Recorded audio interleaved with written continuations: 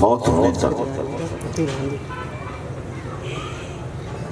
یہ رشتوں کا ہی حسن ہے جو آنے پر جانے پر ایک دوسرے کی حوصلہ افزائی کے لیے، اظہار تشکر کے لیے، اظہار محبت کے لیے لوگ جمع ہوتے ہیں. اور خاص کر جب کوئی دنیا کے تمام معاملات سے منہ موڑ کر اپنے اللہ کی طرف چلا جاتا ہے. اللہ اللہ. اب معاملہ تو اس کے اور اللہ کے درمیان ہوتا ہے، بے شک. لیکن ہمارے پاس جو ایک بہت بڑی نعمت ہے قرآن کی صورت میں، اللہ. پڑھیں تو ثواب، بے شک. اس کا ادب کرے تو ثواب، اللہ اس کو سمجھے تو ہدایت، اللہ. بے شک بے شک. اس کو مانے تو تقوی، واہ. اور اس پر عمل کرے تو خدا کی دوستی کا دروازہ کھولے. اللہ اللہ. بے شک بے شک. جس دنیا میں ہم رہ رہے ہیں اس میں والدین کے لیے اولاد کی بڑی اہمیت ہوتی ہے، اور اولاد کے لیے والدین صرف اہم نہیں ہوتے بلکہ عزت و کامیابی اور کامرانی کی بنیاد بھی ہوتے ہیں. ماں باپ کی دعائیں اولاد کے لیے دونوں جہانوں میں شرف کا باعث بنتی ہے. اب ہم نے ان رشتوں کو اور مضبوط کرنا ہے. ویسے دنیا داری میں ہم بہت کچھ کرتے ہیں، لیکن جس رشتے نے، جس بنیاد نے قبر میں بھی کام آنا ہے اور حشر میں بھی کام آنا ہے، اللہ اس پر ہم اتنی توجہ نہیں دیتے. اگر جو اس وقت ماحول چل رہا ہے، جو دنیا کا نظام چل رہا ہے، جو سکول اور تعلیم کا بندوبست ہے، چونکہ جو ہی بچے میں تھوڑا سا شعور پیدا ہوتا ہے اس کو سکول کی چار دیواری میں دھکیل دیا جاتا ہے. لیکن اس سے پہلے یہ رشتہ وہ نہیں جو پیدا ہونے کے بعد شروع ہوتا ہے.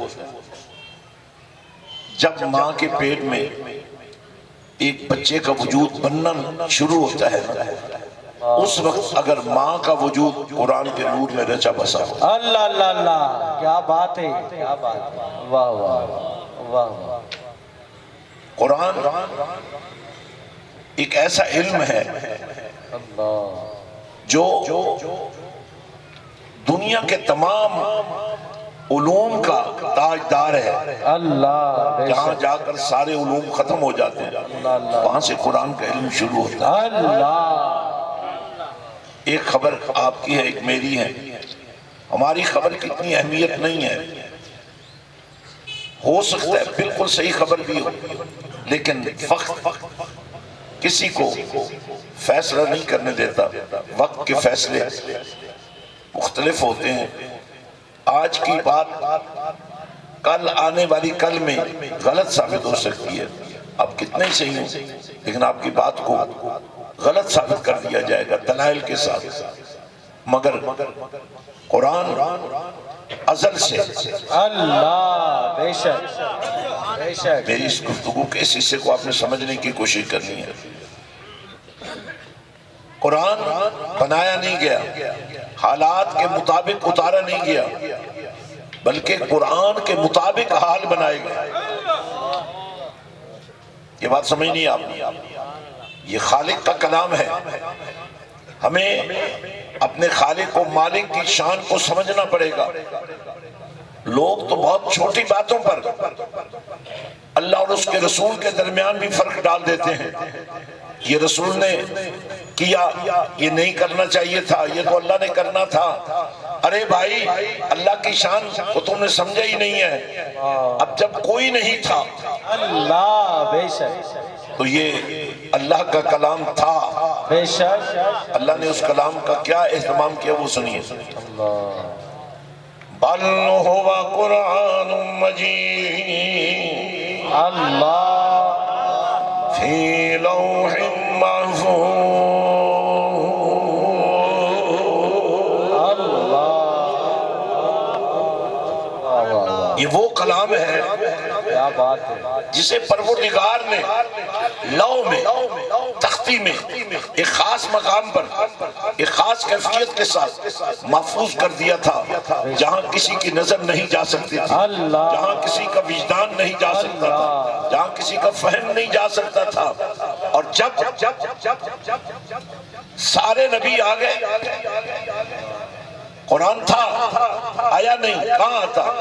اگر پہاڑوں پہ بھی آتا اللہ کے خوف سے وہ بھی پھٹ جاتے، ریزہ ہو جاتے۔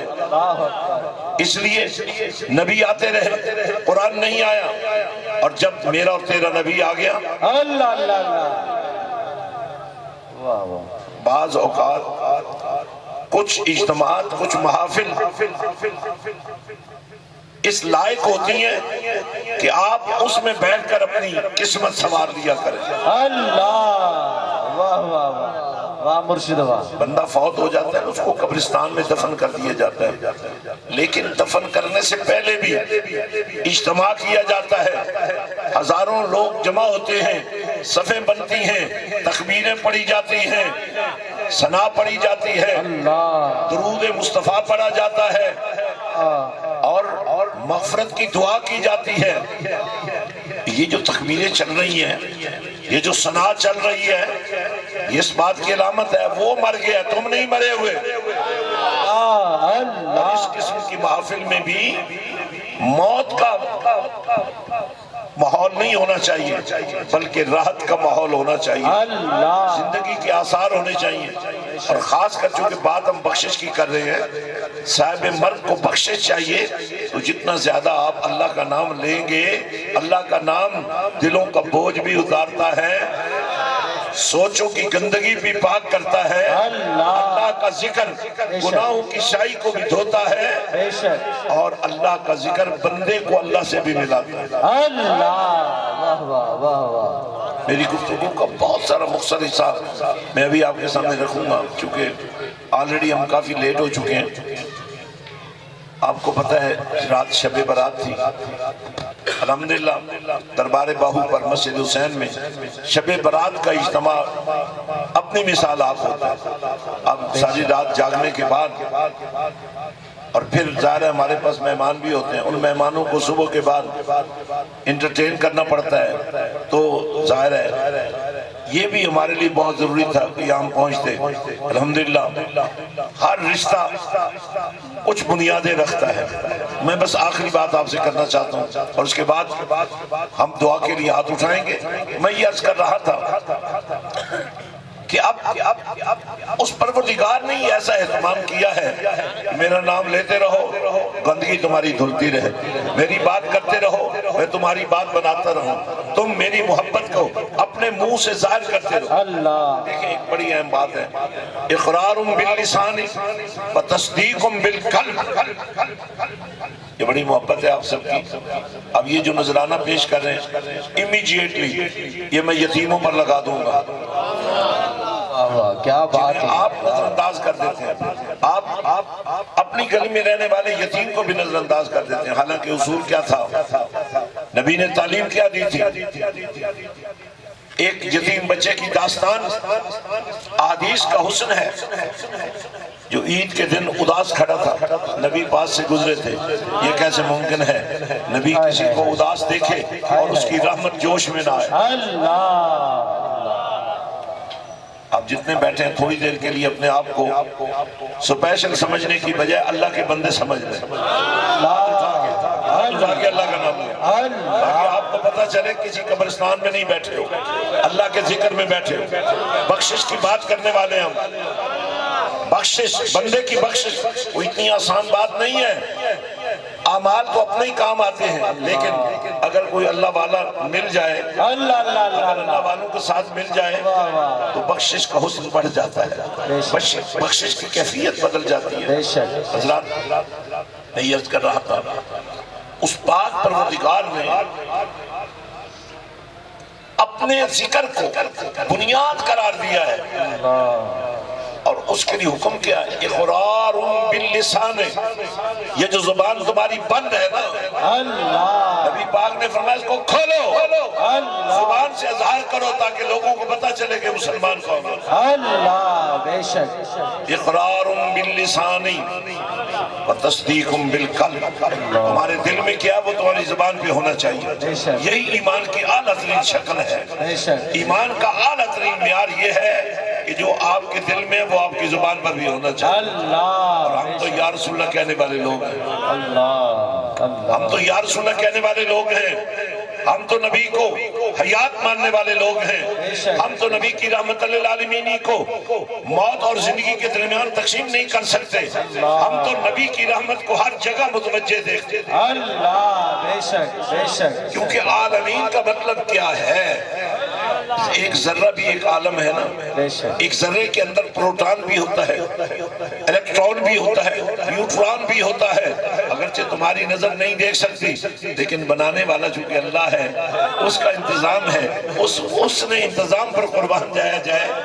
کوئی ذرہ جو اللہ نے بنایا ہے وہ نبی کی رحمت سے باہر نہیں ہے۔ اللہ بے شک جو باہر ہونے کی کوشش کرے گا وہ ایٹم بم بن جائے گا، بلاسٹ ہو جائے گا، اور جو ایٹم نبی کی رحمت کے دائرے میں آ جائے گا، جو ایٹم، جو ذرہ، جو قطرہ، جو ذرہ نبی کی نگاہوں میں آ گیا وہ زر ہو گیا، جو قطرہ نبی کی نگاہوں میں آ گیا گوہر ہو گیا، اور ابو بکر نبی کی نگاہوں میں آیا تو صدیق اکبر ہو گیا، عمر نبی کی نگاہوں میں آیا تو فاروق اعظم بن گیا، عثمان نبی کی نگاہوں میں آیا تو غنی ہو گیا، اور مولا علی کی تو شان ہی کیا ہے۔ ہمیں ساری گفتگو چھوڑ کے ایک بات صرف کہنا چاہتا ہوں، ہم بھی مسلمان ہیں، کلمہ پڑھا ہے، لیکن ہمارے سامنے ایک معیار ہے، ایک مسلمان کا کردار کیا ہونا چاہیے۔ میرے اور آپ کے نبی صلی اللہ علیہ وسلم کا طریقہ مبارک یہ تھا، جب کہیں کوئی فتنہ ہوتا، جب کہیں کوئی فساد ہوتا، جب کہیں کوئی جھگڑا ہوتا، جب کہیں کوئی نفاق ہوتا، مدینے والے کی نگاہ کرم ان پر پڑ جاتا، وہ دلوں کو ملا دیتے، وہ جسموں کو ملا دیتے۔ ایسا ہی ایک دن آیا، کسی قبیلے میں اختلاف چل رہا تھا، خطرہ تھا کہ یہ لڑ مریں گے۔ میرے نبی نے صحابہ کرام سے فرمایا دیکھو میں بنو عامر کی طرف جا رہا ہوں اور تم مسجد نبوی کے امین بن جاؤ۔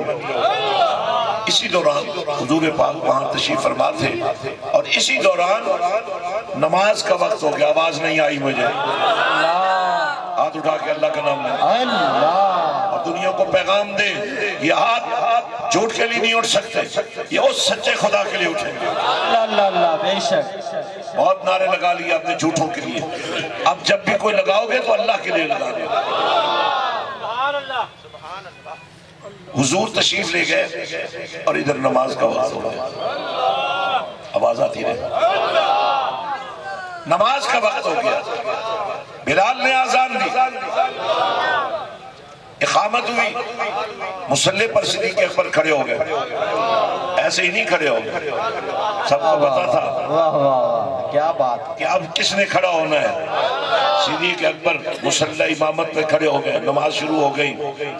ابھی نماز جاری تھی کہ میرے اور آپ کے پاک نبی صلی اللہ علیہ وسلم معاملات طے کر کے واپس تشریف لے آئے، اب صفیں بنی ہوئی تھی، نماز جاری تھی، حضور پیچھے سے آئے، صحابہ کرام جو پچھلی صفوں والے تھے انہیں محسوس ہو گیا، کیونکہ نبی کے آنے سے جو خوشبو پیدا ہوتی ہے وہ بتا دیتی ہے۔ اب صفیں ہیں، نماز ہے، جماعت ہے، صحابہ کرام نے آواز دے کر نہیں کہا، کیونکہ سوچتے تھے کہ اگر آواز دیں گے تو نماز میں خلل آئے گا، اس لیے انہوں نے ہاتھوں پہ ہاتھ مارے، آواز نہیں آئی ہے۔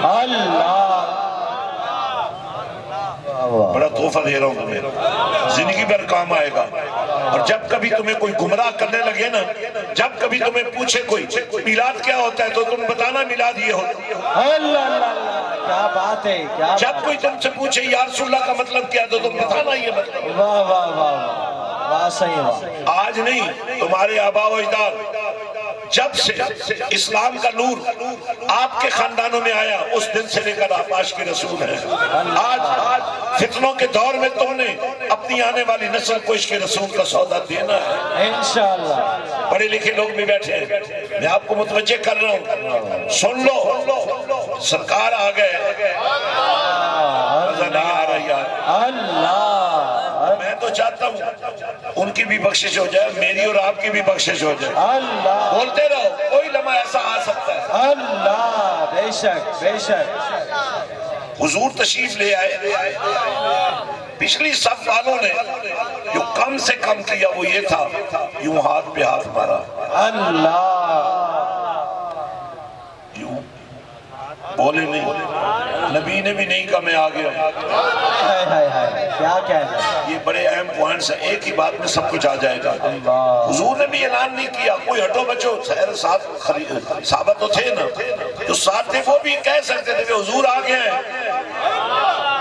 لیکن دین کیا ہے؟ دین میں ہاں وہ نہیں ہے, دین میں یا خدا ہے یا مصطفیٰ ہے. اللہ اللہ اللہ. بے شک بے شک. اب نہ حضور نے فرمایا کہ میں آ گیا ہوں, نہ ساتھ جو عاشق تھے انہوں نے کہا کہ حضور آ گئے. وہ پچھلی صف والوں نے یوں ہاتھوں پہ ہاتھ مارے. اور یہ ہاتھوں پہ ہاتھ مارنے سے اتنی آواز نہیں اٹھتی جتنا منہ کھولنے سے اٹھتی ہے. اللہ. اب اتنی آواز پیدا ہوئی کہ اگلی صف والوں کو بھی پتہ چل گیا کہ حضور آ گئے. اللہ. ایسی نماز آپ نے کوئی دیکھی نہیں ہوگی جس میں نمازی ہاتھوں پہ ہاتھ مارے اللہ. اور راستہ بن رہا ہو, صفیں سمٹ رہی ہوں, صفیں ٹوٹ رہی ہوں. اللہ. حضور آ گئے, صحابہ نے ہاتھوں پہ ہاتھ مارے, نماز نہیں ٹوٹی, آواز نہیں آئی, اللہ. صفیں ٹوٹ گئی, نماز نہیں ٹوٹی. کیا بات ہے, کیا بات ہے. حضور چلتے چلتے پہلی صف میں آ گئے. اللہ. کرسیوں پر بیٹھنے والوں تم ذرا زیادہ زور لگا کے بولو. اللہ. اور کھڑے ہونے والوں کا تو زور ویسے ہی زیادہ لگتا ہے, لگنا چاہیے. یار یہ دکان والے بھی کتنے خوش نصیب ہیں, آج ان کی دکان میں بھی برکت جائے گی, کیونکہ اللہ کا نام لے رہے ہو نا. اللہ. ہر دکاندار اپنی دکان پر بیٹھ کر اللہ کا نام لینا شروع کر دے نا, بے شک حساب کر لے, اگر منافع بڑھ نہ جائے واہ واہ, کیا بات ہے. تو پھر آ کر ہم سے حساب کر لیں. اللہ. اللہ. صفیں ٹوٹتی نہیں, نماز نہیں ٹوٹی, تالیاں بجتی نہیں, نماز نہیں ٹوٹی, صفیں ٹوٹتی نہیں, صحابہ سمٹتے رہے, راستہ بنتا رہا, نماز نہیں ٹوٹی. حضور پہلی صف میں آ گئے, ذرا دین کا مزاج سمجھو, حضور پہلی صف میں آ گئے. اللہ. واہ واہ واہ واہ. اب ایک آگے ابو بکر تھے جو نبی پہلے نہیں نہ بولا, اب وہ نبی بول کر کہتا ہے ابو بکر. اللہ. اور یا رسول اللہ کہنے والا تمہارا عقیدہ کتنا پاکیزہ, اللہ. جس دین کے تم ماننے والے ہو کتنا سچا ہے. اللہ اللہ. بے شک بے شک. صدیق اکبر مصلی امامت پہ کھڑے ہیں, یہ ایسی نماز ہے جس کے امام دو ہے. ایسی نماز نہ آپ نے سنی ہوگی نہ پڑھی ہوگی, امام دو ہیں. کیا بات ہے. امام بدل گئے,